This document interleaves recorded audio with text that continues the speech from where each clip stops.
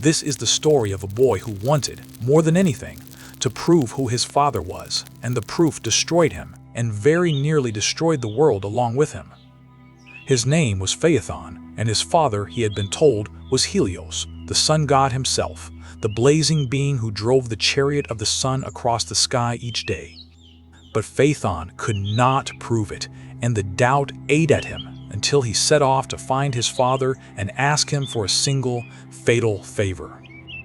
What he asked for was to drive the chariot of the sun just once, just for a day. And the day that a mortal boy took the reins of the sun was the day the whole earth came close to burning. How does a child's wish to be acknowledged by his father end in a catastrophe that scorches the world? That is the question at the heart of this story.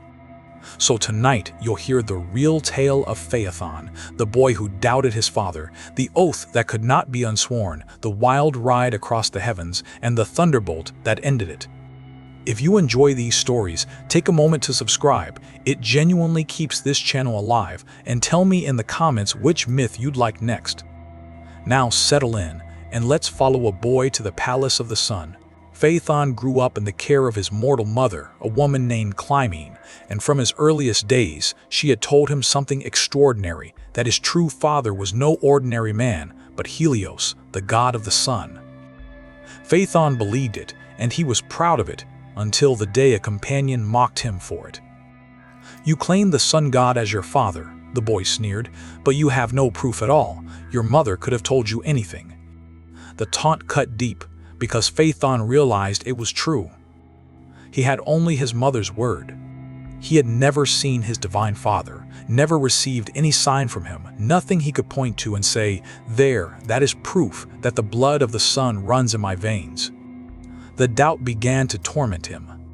He went to his mother in great distress and begged her to give him some proof of who his father really was. And Clymene, moved by her son's anguish, told him there was only one way to be certain. If he truly wished to know, he must go himself to the palace of the sun in the far east where each day began and ask the god to his face. It was a long and difficult journey to the edge of the world. But Phaethon, desperate to know the truth, set out at once. The journey took Phaethon to the very edges of the known world, eastward and ever eastward, toward the place where the sun was said to begin its daily climb. He crossed strange lands and great distances, drawn always toward the growing brightness on the horizon, until at last he came to the foot of the mountains where the palace of the sun stood. And there it rose before him, a structure so dazzling that he could barely look upon it. The palace of Helios was a wonder beyond anything in the mortal world, towering on great columns, blazing with gold and bronze and ivory, its surfaces gleaming so brightly that the whole building seemed to be made of captured light. Everything about it spoke of immense and untouchable power. A lesser or a wiser person might have turned back at the sight of it, overwhelmed by the sheer scale of the divinity that dwelt within. But Phaethon had come too far and wanted the truth too badly. He climbed the shining steps and passed through into the great hall, and there, seated upon a throne that blazed like the dawn, wreathed in a light too fierce for mortal eyes, he saw at last the figure of his father, the god of the sun.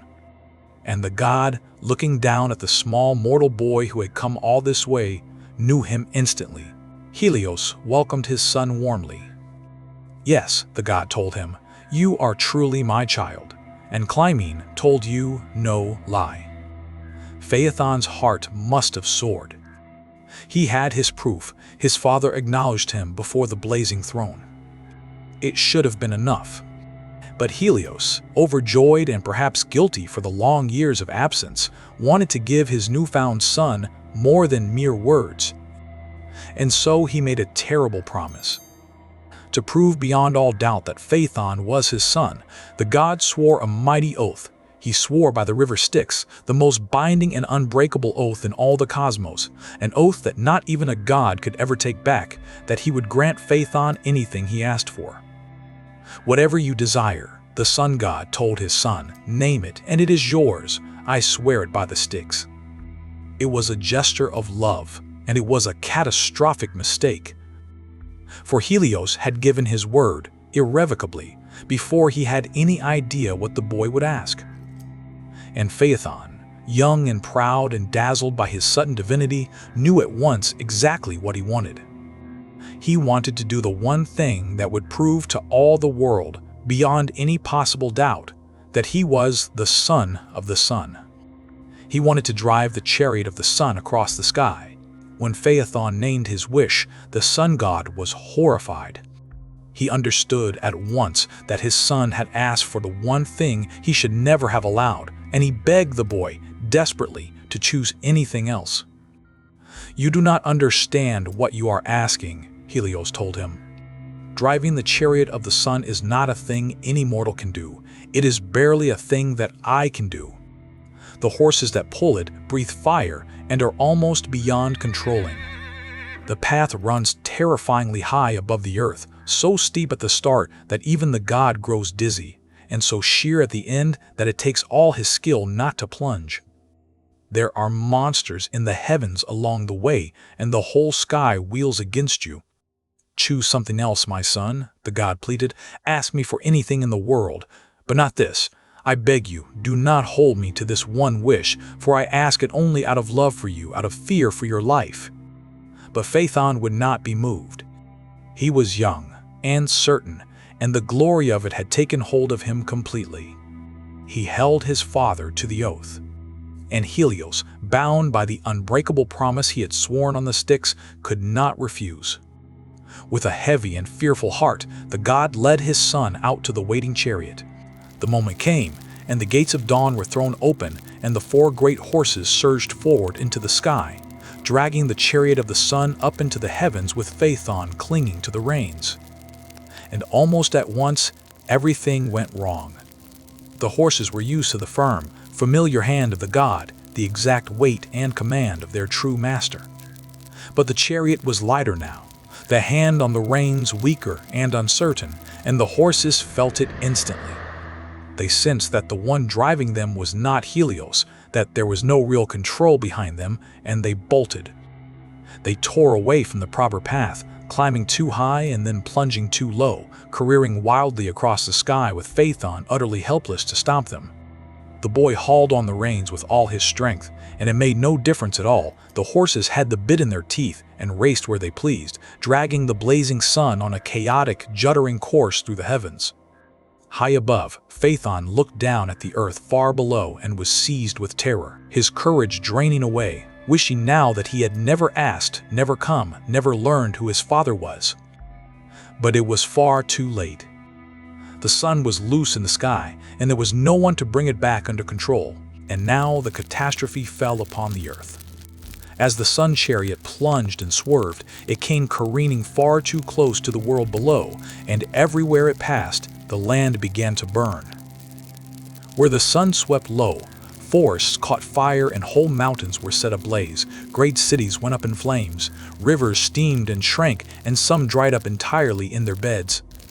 The old poet said that this wild ride was what scorched the great deserts into being, burning the once green lands of Africa to barren sand, and that the peoples who lived beneath the worst of it were darkened by the terrible heat. The seas pulled back, the fish fled to the depths. The whole earth cried out in agony as the sun ran amok across the sky. Then, as the chariot lurched the other way and soared too high, the opposite disaster struck. The warmth fled, and the lands below began to freeze. The world was being torn between fire and ice, its order utterly shattered, all because a boy who could not steer held the reins of the sun. Gaia herself, the earth, scorched and suffering, finally cried out to the heavens for someone to put a stop to it before everything that lived was destroyed. And on Olympus, Zeus heard, and saw that the whole world was about to burn, and understood that there was only one way to save it. Zeus saw that there was no saving the boy. Phaethon could not control the horses, and Helios could not reach them. If nothing was done, the runaway sun would burn the entire world to ash. And so the king of the gods made the only choice he could. To save the earth, he had to destroy the boy. Zeus took up a thunderbolt, took aim at the careening chariot, and hurled it. the bolt struck Phaethon, and in an instant the boy was killed and thrown from the chariot, falling from the sky in a long streak of fire, like a shooting star, all the way down to the earth far below. He fell, the old stories say, into the waters of a great river called the Eridanus, far to the west, where the river quenched the flames of his burning body. The horses, free from the wild ride, were caught and calmed and brought back at last to their true master. The sun was restored to its proper path, the fires went out, the world, scorched and scarred but still alive, was saved. But Phaethon was dead, a boy who had only wanted to be acknowledged by his father, and who had paid for that wish with his life and very nearly with the whole of creation. By the banks of the Eridanus, his body was found and laid to rest, far from his home and his mother. Phaethon's sisters, the daughters of Helios, came to the banks of the Eridanus to mourn their lost brother, and they wept for him without ceasing day after day, unable to be consoled. And as they stood there grieving, the old stories say, they slowly began to change, their feet rooting into the earth, their arms lengthening into branches, their bodies hardening into bark, until they had become a stand of poplar trees along the riverbank, still weeping for Phaethon. And their tears, falling into the river, hardened in the sunlight into drops of golden amber, which is why, the Greeks said, amber is found along certain rivers to this day, the crystallized tears of sisters mourning a brother who flew too high.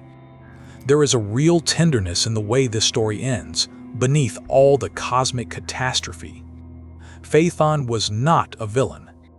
He was a boy who wanted, more than anything, to know that he belonged to his father, a longing almost everyone can understand.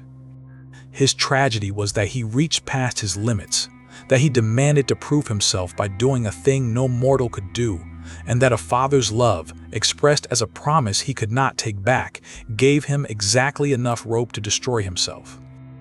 Reach for the sun, the story gently warns, and you may find that you were never built to hold it.